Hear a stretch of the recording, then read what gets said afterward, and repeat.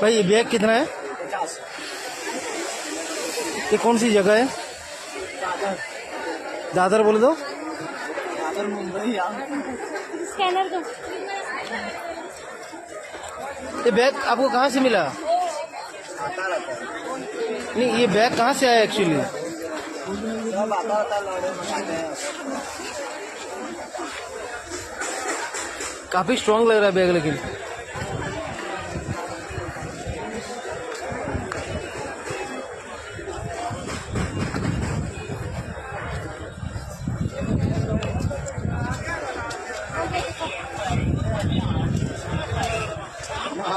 कुर्सी बैठा है।